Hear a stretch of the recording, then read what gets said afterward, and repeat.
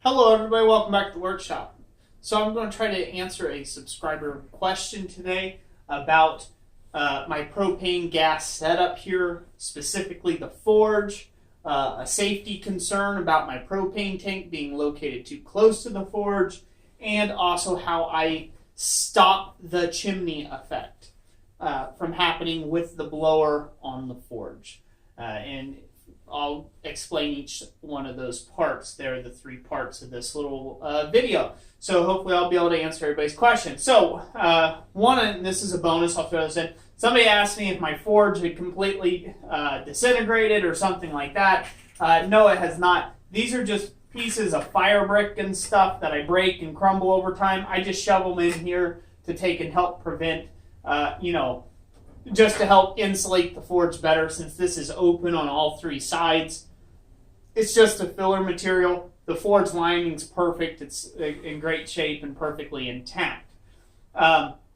So that hopefully will answer that question. No, it didn't just all crumble or anything like that. This is just extra pieces of fire brick that I had laying around. So hopefully that answers that question. So the other thing to take an answer about this question, and we'll go ahead and do the safety concern issue, is about the propane tank being located too close to the forge. Now, if I worked in a much larger shop, my ideal location for a propane tank wouldn't be anywhere near my forge. I would just run essentially hoses. In fact, it would be a lot handier to have the propanes on the external side of the building, to where I can just hook and unhook as needed and never even happen to go through the shop and wiggle things around. Far be it from me, though. I live in a small shop. I say live, I work, play, eat, sleep, drink, pretty much breathe in this shop. That is only a 12 by 20 building, so space is at a premium. Now, that being said, that's no excuse for having poor safety in your shop. Doesn't matter how small your shop is. You should always take it the utmost seriousness that you need to take and have safety and safety things in your shop. The thing I don't show people every day when I take and work, I do soap bubble my joints. I make sure I have no leaks whatsoever.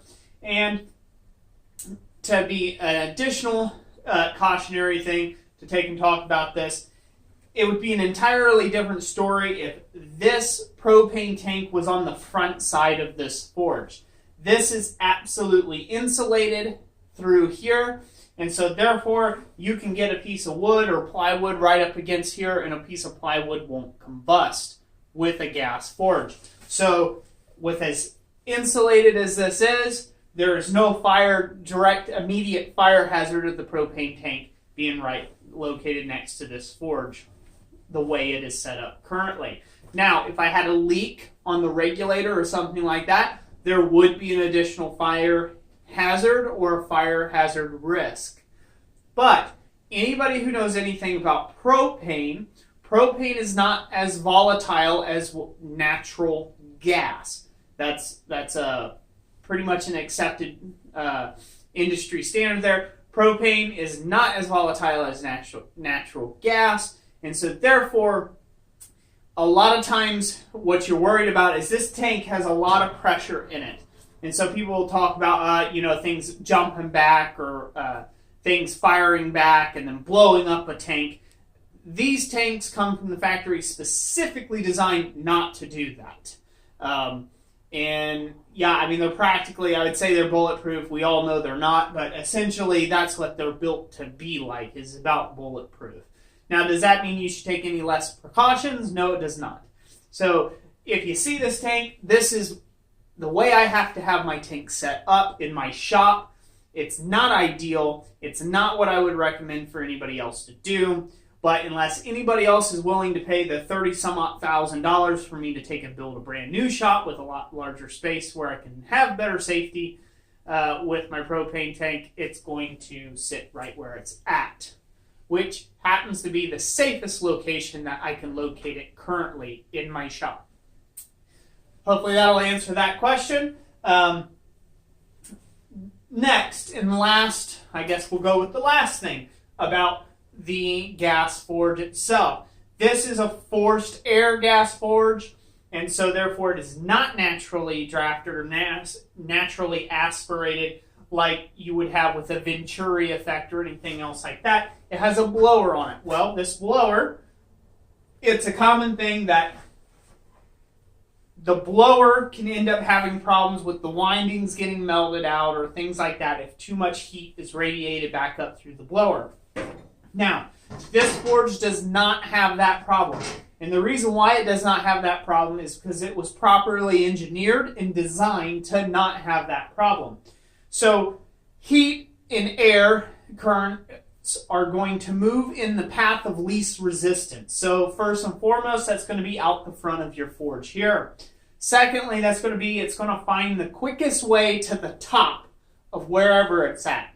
So if you had a container and you had it half full of cold air and half full of hot air, it's going to rise as quickly as it can and find its way to the top of that chamber.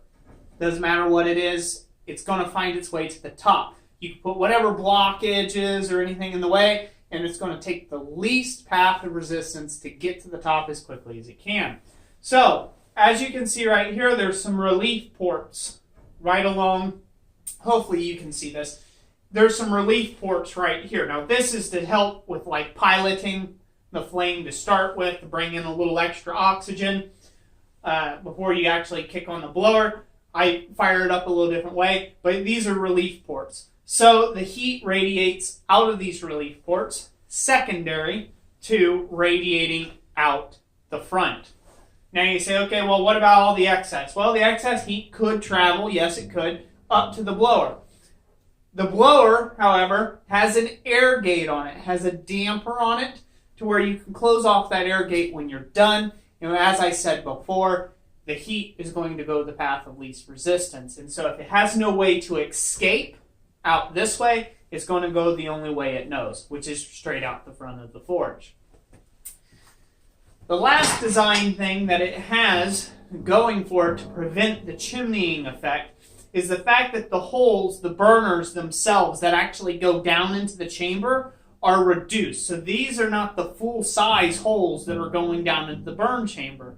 They are actually about, I would say, probably more like a 3/4 inch gas pipe that's going out into the actual burning chamber itself. So what that means is that all that heat has to go neck down, go through a little tiny hole, then expand out into here, and then find its way over to the blower and to melt out the windings, which the blower is ventilated anyhow, so that's not going to happen. So that was the questions. I hope I answered them good enough about this gas forge. The other things to take and talk about a gas forge, anytime that you're working with a gas forge, you have to keep in mind you're essentially working with a contained blowtorch. So anything that you lay on top, lay underneath, or put around it is a potential fire hazard. So you want to keep all rubber hoses, all electrical wires, any papers and boxes and you name it, get all that clutter out of the way. Don't stow anything that can melt on here. I've made the mistake of putting a candle before. I was waxing something and I set it on my gas forge. Didn't pay attention, had a whole big old flame, and it did catch fire. It was a mess. Took a lot to clean it up. So just don't do that. Just simple things like that, simple common sense stuff will save you a lot of headache with gas forges. So anyways, that's it for today. I hope you guys enjoyed this video and get a little more knowledge about gas forge. Put down in the comment section what you would like to see a video on next, whether a piece of tooling or equipment in my shop. I have one planned for doing my gas rig, my setup for torches. I do have a plan on doing that and going over some of the things there as well. Let me know what you think you would like to see next down in the comment section. I greatly appreciate everybody who has subscribed to me. God bless you all, and like I always say, we'll catch you on the next one.